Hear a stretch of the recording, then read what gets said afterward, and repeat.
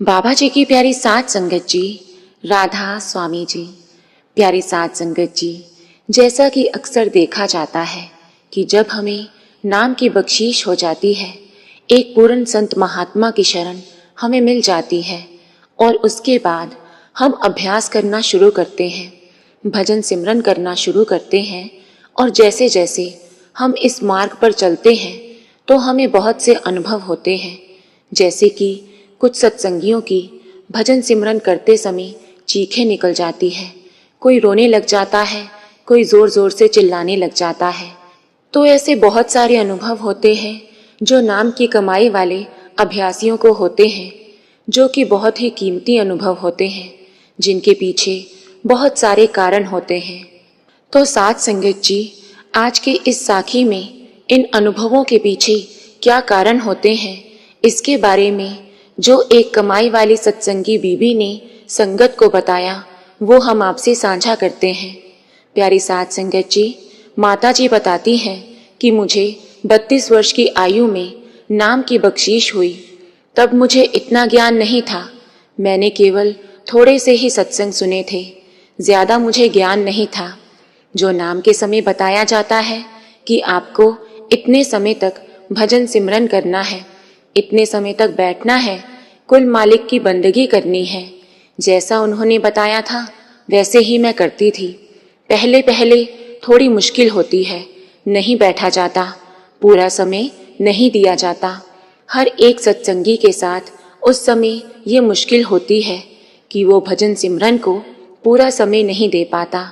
जब उन्हें नाम की बख्शीश हो जाती है तो वो समय ऐसा होता है कि जो अभ्यासी उस समय पूरा समय देता है, अपने गुरु का हुक्म मानकर, अपने गुरु के भाने में रहकर उस कुल मालिक की भजन बंदगी करता है, अगर वह पूरी लगन से करे तो 2-3 महीनों के अंदर उसे वो ज्ञान प्राप्त हो जाता है जिसे पाने के लिए हम यहाँ भटक रहे हैं।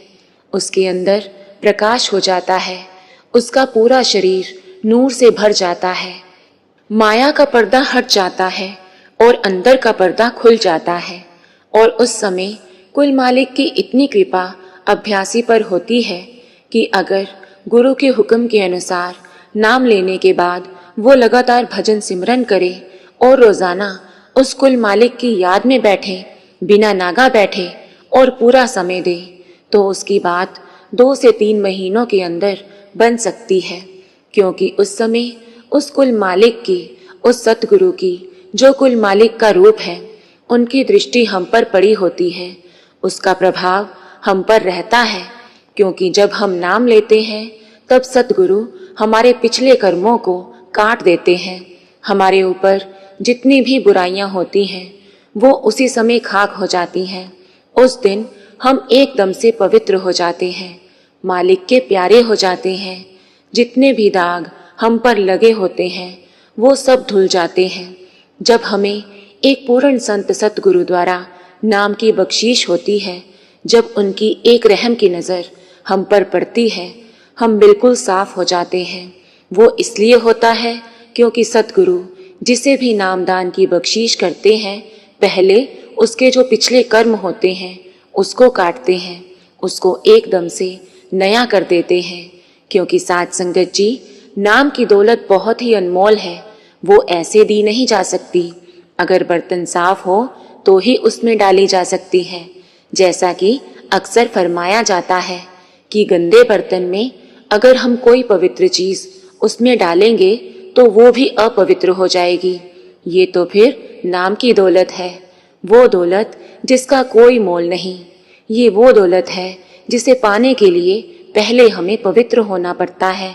क्योंकि सतगुरु ने हमें नाम की बख्शीश करनी होती है तो हमें अपने अंदर से जो भी बुराइयां होती हैं उनको साफ करना जरूरी है। तो उस समय पूर्ण संत महात्मा हम पर कृपा करते हैं, क्योंकि हम बहुत ही कमजोर हैं। हम अपने कर्मों को खुद से काट नहीं सकते, हम जितनी कोशिश कर लें, लेकिन इस जंजाल से हम नहीं निकल सकते। और उस समय केवल एक पूर्ण महात्मा ही हम पर एक रहम की नजर डालें और हमारी सभी बुराइयों को एक ही नजर से खाक कर दे, खत्म कर दे। और ऐसा ही होता है संत सतगुरु नाम की बख्शीश के समय हमारे सभी कर्म खत्म कर देते हैं और हमें नाम की बख्शीश कर देते हैं। नाम रूपी खजाना हमारी झोली में डाल देते हैं। उसके बाद बारी हमारी होती है। हमें रोजाना भजन करना होता है। तो साथ संगत जी, वो सत्संगी माई बताती है कि जब मुझे भी नाम मिला उस समय मुझे रूहानियत के बारे में इतना ज्ञान नहीं था। मैंने बहुत सारी किताबें पढ़नी शुरू की जिससे कि इस मार्ग से संबंधित कुछ ज्ञान होने लगा। लेकिन जैसे कि बताया जाता है, ये जो बाहरी ज्ञान है इसकी सीमा केवल कुछ हद तक है, लेकिन जो ज्ञान हमें अंदर से मिलता है वो हमें पार ब्रह्म तक ले जाता है, हमारी यात्रा में सहाय होता है। तो संगत जी, माता जी ने बताया कि जब मुझे नाम मिला तो जैसा कि बताया जाता है कि भजन सिमरन करना है, मैंने भजन सिमरन को पूरा वक्त देने की कोशिश की। भजन सिमरन किया, लेकिन जब भी मैं बैठती थी तो मैंने जो पीछे किया है वो मेरे सामने आ जाता कि मैं क्या क्या करके आई हूँ, क्या क्या मेरे कर्म थे, क्या क्या मैंने किया था, मैं कहाँ कहाँ भटकी, मैंने क्या क्या नहीं किया। मैंने बहुत बुराई की, बहुत से लोगों का दिल दुखाया जो कि मेरे सामने आ जाता। जब भी मैं भजन सिमरन करती वो सब मेरे सामने आने लगता। क्योंकि साथ संगत जी, जब भजन सिमरन का समय आता है तब वो चीजें इकट्ठी होकर हमारे सामने आकर खड़ी हो जाती हैं कि हमने क्या क्या किया है। इसलिए तो कहा जाता है कि भाई जो भी करो सोच समझ कर करो। हम जो भी करते हैं उसका प्रभाव हमारी भजन बंदगी पर पड़ता है। तो ऐसे ही उन माता जी के साथ भी हुआ। जब भी वो बैठती तो उन्होंने बताया कि वो सब कुछ मेरे सामने आ जाता और मुझे एहसास होता कि मैंने ऐसा क्यों किया। माता जी ने कहा कि मैंने ऐसा इसलिए किया क्योंकि मुझे रूहानियत का ज्ञान नहीं था, लेकिन जब ज्ञान होने लगा तब मैं चीखती थी, चिल्लाती थी। भजन सिमरन करते समय मैं बहुत जोर जोर से रोती थी कि क्या मैं करती आई हूँ, मैंने कितना समय खराब कर दिया, कितनों का दिल दुखाया। वो सब कुछ मेरे सामने आकर खड़ा हो जाता। तब मैं रोती थी, चिल्लाती थी, लेकिन फिर भी मालिक अंदर से ताकत देता था कि आगे बढ़ो। ऐसा इसलिए होता है क्योंकि साथ संगत जी, जब भी कोई मालिक के नाम से जुड़ता है, नाम की कमाई करने लगता है, तब उसकी आंखें खुल जाती हैं, माया की नींद टूट जाती है। और जब ये नींद टूटती है तो जोर जोर से चीखें निकलती हैं। मनुष्य को दुख होता है कि वो माया की नींद में सोता रहा। माया के दायरे में रहकर उसने क्या क्या नहीं किया, अपना समय बर्बाद किया। और जब हम सेवा करते हैं, मालिक की याद में अपना पूरा दिन बिताते हैं, तो भजन सिमरन करने में और भी आसानी हो जाती है, बात जल्दी बन जाती है। लेकिन अगर हम दिन भर बुराइयां करते रहते हैं, दूसरों के बारे में बुरा सोचते हैं, काम क्रोध लोभ मोह में फंसे पड़े रहते हैं और साथ साथ भजन सिमरन भी करते हैं, तो इतनी जल्दी बात नहीं बनती। बहुत समय लगता है और बहुत मुश्किलों का सामना भी करना पड़ता है।